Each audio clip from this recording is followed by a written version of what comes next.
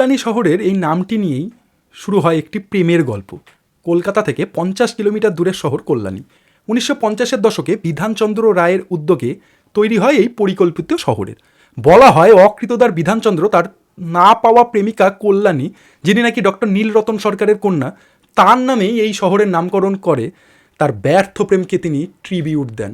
এ কথা সম্পূর্ণ মিথ্যা এবং ভিত্তিহীন। কারণ নীলরতন সরকারের 5টি মেয়ে থাকলেও কল্যাণী নামে তার কোনো মেয়েই ছিল না। তার মেয়েদের নাম ছিল নলিনী, অরুন্ধতী, শান্তা, মীরা এবং কমলা।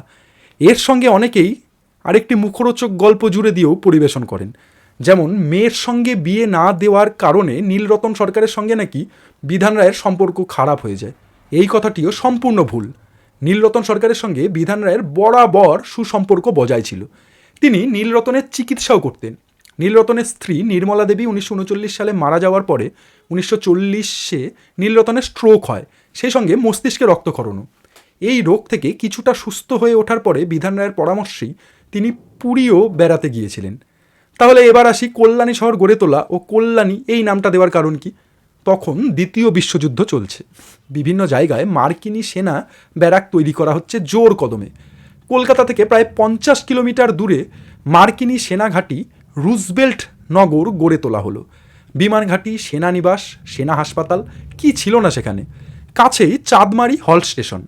জনশ্রুতি অনুযায়ী গঙ্গার ধারে নদিয়া জেলার 45টি গ্রাম নিয়ে গড়ে উঠেছিল নগরী, যার পরিকল্পনা নেপথ্যে ছিলেন স্বয়ং মার্কিন প্রেসিডেন্ট ফ্রাঙ্কলিন ডি রুজভেল্ট।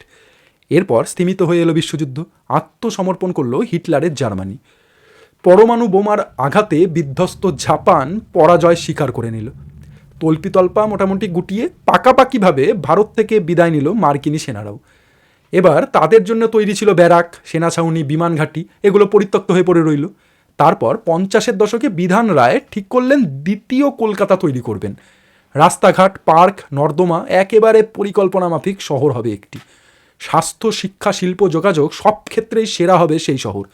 1950 সালে মাস্টার প্ল্যান তৈরি করলেন। 1951 সালে শিলান্যাস করলেন তৎকালীন রাজ্যপাল কৈলাসনাথ কার্জুকে দিয়ে। 1954 সালে চাঁদমারি হল্ট, সেই স্টেশনটিরই নতুন নামকরণ করলেন কল্যাণী। এরপর ধীরে ধীরে পুরো শহরের নামটাই হয়ে গেল কল্যাণী।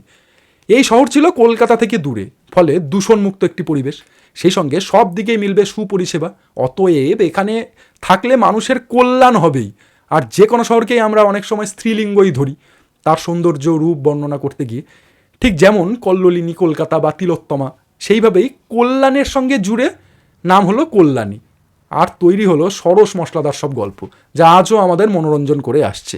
কিন্তু আশা করছি ফান্ডামেন্টাল অভ্রনীলের এই ভিডিও আপনাদের এই ভুলের আর পুনরাবৃত্তি করতে দেবে না। ভালো লাগলে অবশ্যই লাইক, কমেন্ট, শেয়ার করবেন আর সঙ্গে থাকবেন ফান্ডামেন্টাল অভ্রনীল।